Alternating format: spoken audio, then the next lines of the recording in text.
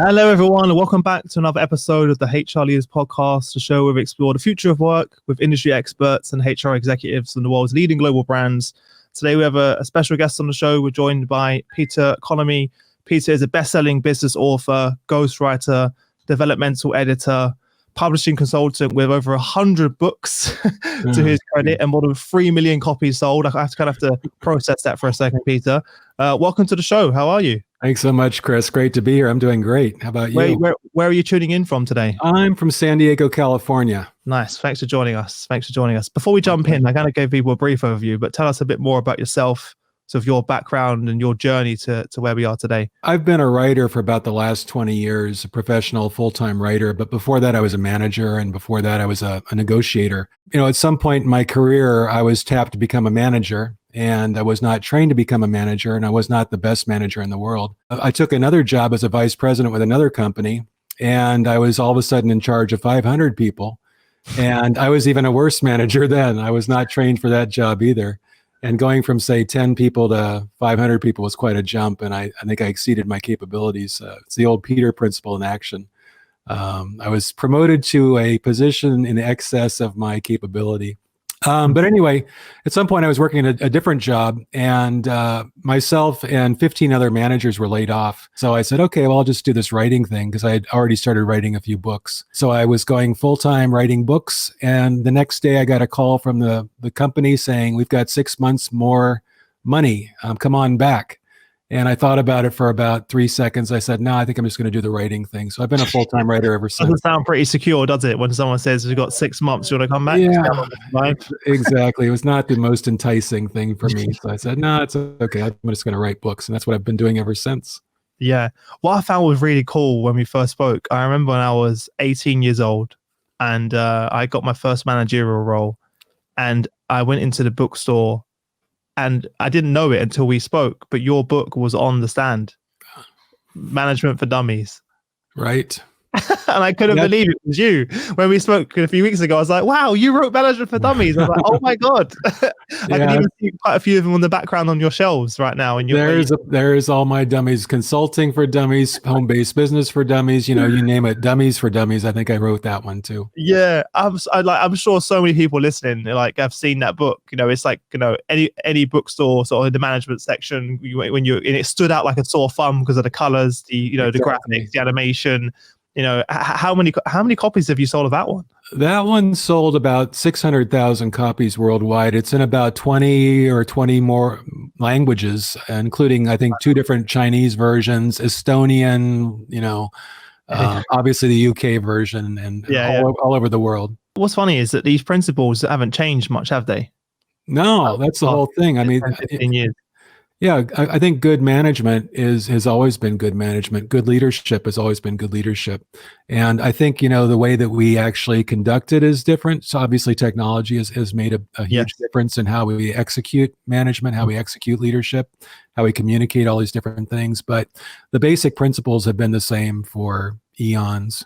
Well, let's talk about the new book because I'm fascinated how you're always reinventing yourself and adding more value to this space after for so long. It's really impressive. So the new book it came out this month, right? It's called Wait, I'm the Boss: The Essential Guide for New Managers to Succeed from Day One. So what was the inspiration behind the new one? I've seen for years, and it was true with myself, where I got thrown into the position, managing 500 people, no training. The only thing I had to train with was watching my boss. And my boss was not the best boss either. I didn't have a very good example to work from, and I had no training. So this book is really basically to encapsulate the key management skills that anyone needs, particularly a new manager. It can be a good refresher for a current manager as well, but definitely new managers kind of get thrown into the deep end of the swimming pool. And you're expected to swim, and many managers unfortunately sink. The statistics, the Gallup organization has done many surveys. They found that bad bosses are the number one reason why people quit their jobs. There's a lot of bad bosses out there, and my goal is to make many good bosses. Well, it's one of the reasons why when we first spoke, I said that I left my last role to start this business. Part of that was I didn't really enjoy working with my manager as well. And when I first became a manager, 10 years ago, I did take some of the traits from my manager, which weren't great. And one of the things that stood out to me in the book straight away is that you say that practicing without training ingrains bad habits. So your young managers are practicing on the job whether you train them or not, right? And they're just ingraining bad habits without you even realizing. That's exactly right, and that's a great thing to mention, because they're going to train themselves, and if they don't have a good example to follow, or if they don't have any sort of guidelines or rails to work within, they're going to pick up those bad habits, and that's what they're going to ingrain within themselves. And as once you have a habit, it's really hard to get out of that habit. So it takes some real effort to get out of a bad habit. Let's start with talking about some of the traits of bad managers over the years, and then we'll go into the positive. Okay, that sounds good. Probably the number one trait, of bad managers is that they don't delegate. So many managers, and I think I was guilty of this as well myself, is that a manager has some task that needs to be done. It's maybe a routine report or something that they do every week, or could be gathering data, whatever it might be. But there's a routine task, and the manager, he or she, will say, I could assign this to one of my employees, but it'll take 2 or 3 times longer to do that. And it'll be half as good as what I could do myself. So I'm just going to do it myself. And I think many managers just keep all these different tasks for themselves when they should be delegating them out. That's a big problem, not only for the manager, who becomes overwhelmed with all these different tasks that they should be delegating out, but then they're also missing out on the opportunity to develop their employees. Their employees never get opportunity to do these tasks that will help them become better potential managers, to help them go up the ladder and progress in their own careers. So it's kind of a double whammy on the manager and on the employees themselves. If an organization is growing, and many of them are, even today, you've got to scale your leadership. You've got to be growing your leadership team. Another area, particularly I think, as we're talking right now, is communication.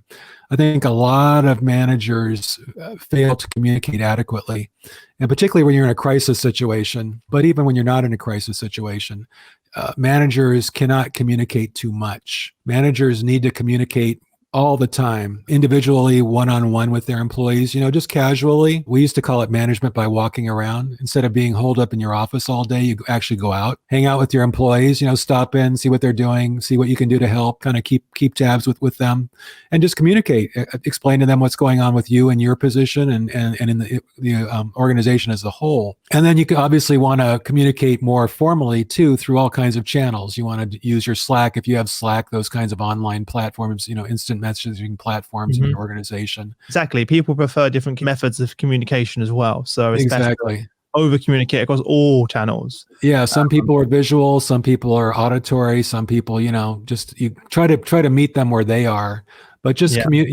over communicate. If anything, don't under communicate. It goes back to what you said in the book. In the book, when you talk about the top traits of bad managers, you put some percentages of the research, and you did put 20% of people said that not having clear expectations from their managers was one of the top traits of a bad manager. It emphasizes what we just spoke about, is obviously that communication wasn't clear. I talk to people who have bad managers, and I think that not making expectations clear is a real good subset of a communication thing, because when they don't make expectations clear, then either they're going to go off and do it their own way and potentially do it wrong, or do it not up to the expectations of the manager, or they're just not going to do it at all. They're just going to, okay, well, I guess I don't need to worry about it. So if my boss doesn't care, then why should I care? I think the other, just to fit in some of the other ones that you mentioned, obviously you said micromanaging. That's definitely one that I do not miss. Being micromanaged, I'm sure everyone's experienced that. It's funny because it's sort of the opposite of just not managing at all. So here's some managers that don't manage at all, and then there's some managers that just manage their people to death. Yeah, and let me get on with my job. Why did you hire me? I remember having a very heated discussion with one of my CEOs a few years ago, saying, and it was really heated. I said, "You hired me to be a sales director. Let me be a sales director." And he kind of just looked at me. I was like, "Stop trying to control everything." I was kind of at breaking point, and he was like, oh, "Okay."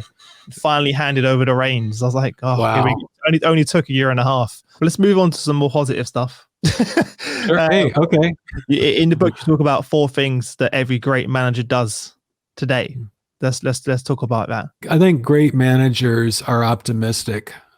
For example, they're the ones who are always looking at the positive side of things. They're the ones who create a vision, the organization that's really inspiring and compelling, that people want to strive for. I've worked for people who are very pessimistic, who always sort of saw the dark side of things, the bad side of things, and that infects a team. I mean, if you're on a team and your boss is not positive, is not looking to the future with hope and promise, then why should the team? And the team's going to start looking around at each other and looking outside and looking, sharpening up their resumes. Maybe I shouldn't be here. What other things are there? Because I know you list, I can go through some of the details you've put in your book in terms of the keys to being a good manager. Obviously, keeping an open mind is kind of what we just discussed. Taking the time to make decisions. I think that's a very important one as well. Yeah, and I think it's interesting because I think there's been a lot of work, and I've written about it, about trusting your gut. People will say, listen to your gut, your gut tells you what's right. Well, I'd say, your gut plus data.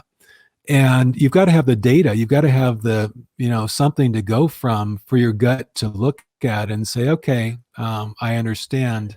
Because a lot of people won't take the time to get the data. They won't take the time to gather the inputs from their people, from their teams, from the resources that they have within the organization or outside the organization. And they'll just make a decision half-cocked, that's not really the best decision. They'll make it too quickly. They'll say, oh, I can't wait around for that input. I'm just going to make the decision because my gut's telling me it should be this way. Mm-hmm. And they'll find out later that actually if they'd spent just a little bit more time getting the data, they would have made a different decision and probably the best decision. There's a good little formula there, gut plus data. Exactly. Yeah. That's our equation that we need, especially where we are right now. And obviously for the audience that's listening now with HR, HR is now transforming to be very much a data-driven function, like many others, like sales, marketing, finance have been for quite some time as well. But in the past, where it was very much making decisions off of experience and the gut. But now it's definitely gut plus data. Yeah. And that's the key. I think, clearly the gut can work well, but you have to have the data for the gut to digest. How about that? Yeah. One of the big buzzwords in my field, as you probably know, is culture. How do we create an empowering culture? What have you found during your research? A lot of research. Culture, I think, is a reflection of the top of the organization. The CEO, the leader of a business unit, whatever it might be a vice president, it might be a general manager, whatever it might be. That person sort of sets the tone. That person sets the expectations. That person creates the alignment within a team or within an organization, which becomes the culture. So, if there's a culture of empowerment, of openness, that happens from the top down. And so the CEO, the general manager, the managing director, whatever it might be, has to believe that, has to show that, has to, live that kind of belief, I guess, and demonstrate it and then hire to it. So you hire people that are aligned with that. That's part of the interview process, recruiting process. So it starts from that recruiting process, that interview process, getting the right people on board to start with. And then the people you've already got, you've already got employees. Maybe you've got a manager who's not going that way. So you've got several business units, maybe three of the 4 business units, they're all aligned with this empowerment and openness, but maybe one of the business units isn't. And that's because the manager in charge of that business unit is not on board. So you've got to identify that and figure out how you can correct that, whether that means working closely with that manager to make sure that they're in line, that they get alignment, or perhaps moving them somewhere else in the organization, or maybe out of the organization, depending on what the situation is. What about building and maintaining trust? Obviously, is huge. What's some practical ways or tools that we can use to build trust with our employees? Yeah, I think building trust is all about doing what you say you're going to do. When you work with your employees, when you talk to people, you say, we're going to do this. I'm going to help. I'm going to get you developed. I'm going to put you in this training class. And you actually do that. I'm going to make it sounds pretty simple for everyone listening, but I completely get what you're saying, because the moment you don't deliver on your promise, that trust is broken. Yeah. And it takes a long time to build trust, and it takes one instance to ruin it. Exactly. I worked for organizations where my manager would say, okay, we want everybody's input. We want to do better. We want to make a better organization. Please submit your suggestions. Let's talk about it. So everybody would get all excited. There'd be like 12 of us in this business unit, and we'd submit our suggestions. And we'd have a staff meeting, it was like, great, we're all talking about it. And then our manager just filed them away in his desk, and we never heard about it again. We were all excited. We were building trust with our manager, and then all of a sudden it got put away, and that trust was broken. So trust takes a long time to build, and it's through your actions and doing what you say you're going to do and following through, but it can be broken in just an instant. Let's talk about setting goals, because something you covered in the book, which I personally, especially right now, I need structure, I need goals. And you break it into two sets of goals: SMART goals, clear goals.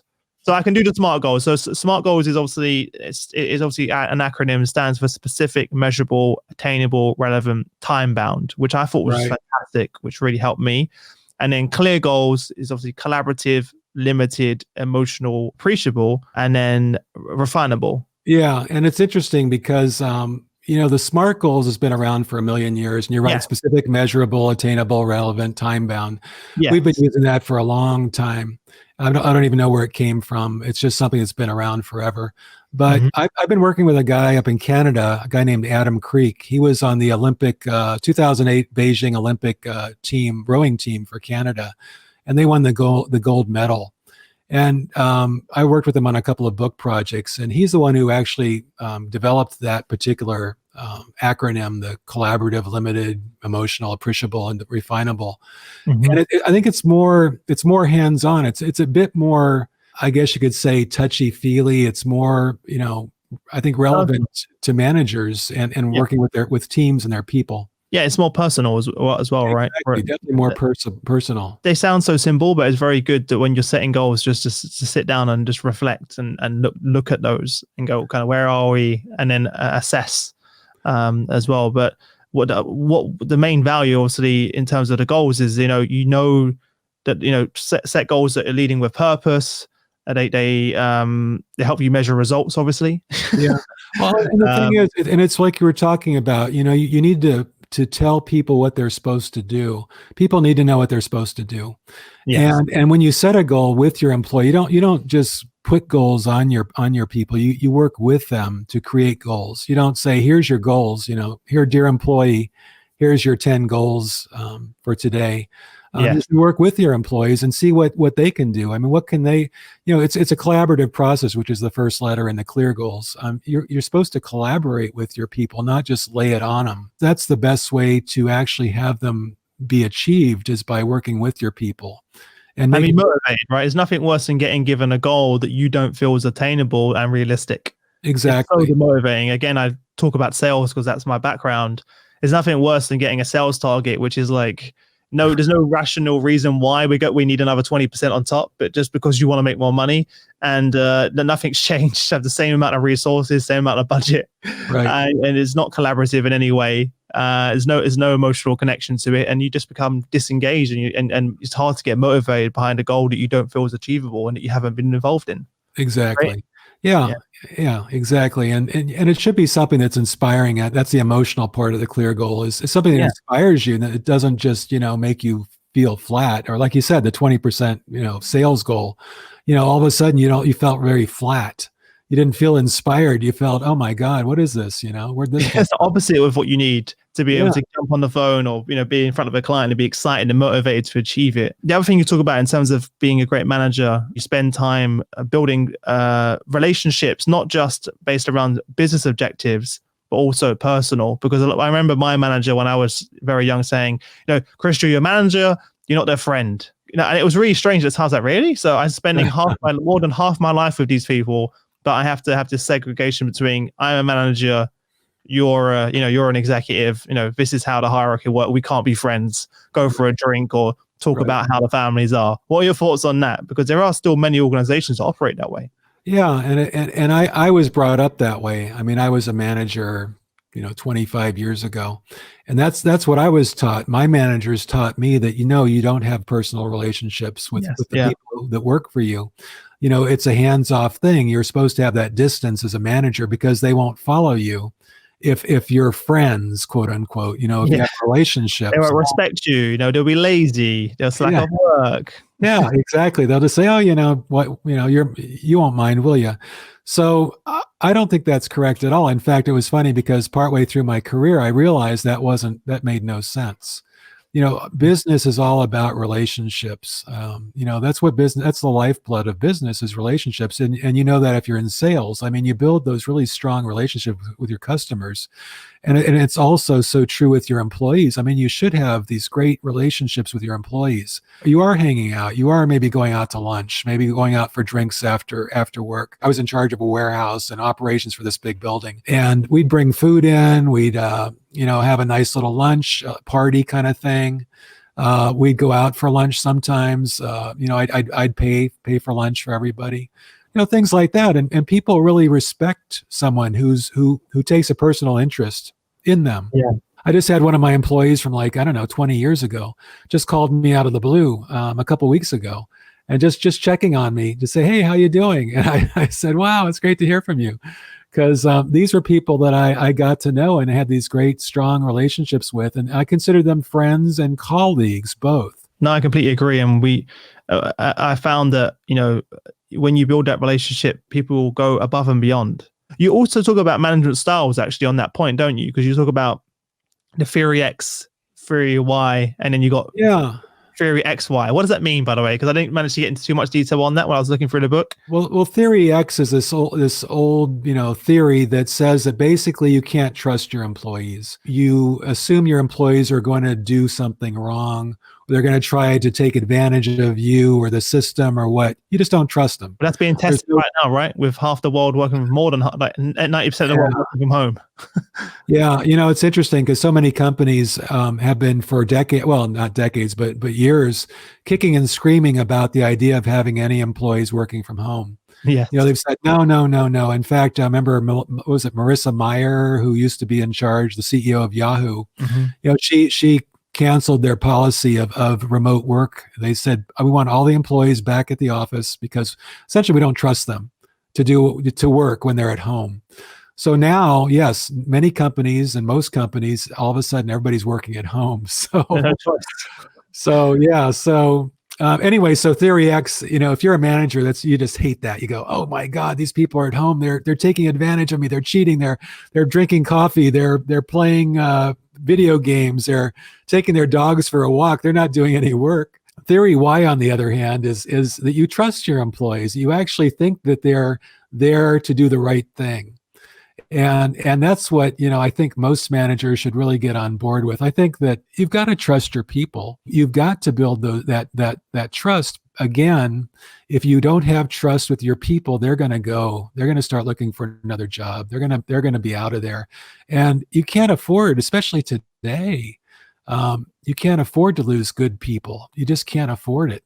Mm-hmm. So you've probably spent, all kinds of money to recruit them, to bring them in, to train them.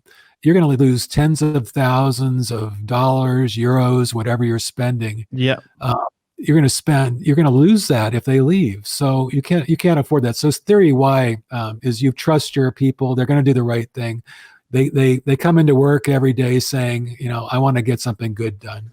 Anything else we missed? I think the main thing is communication. Again, I think for a manager, especially in this kind of environment we're in right now, communication is so important. Communicate daily with your people. Reach out to them, check in, just to make sure everything's okay. And where can everyone learn more about you and grab a copy of the book? Where's the best place? The best place is my website, petereconomy.com. And the book is right there on the front. Yeah, it's right there on the homepage, and you can click a link and boom, you can go buy the book. Boom. I highly recommend. I've only just got halfway through it and I'm really excited to finish it. So thank you so much for that.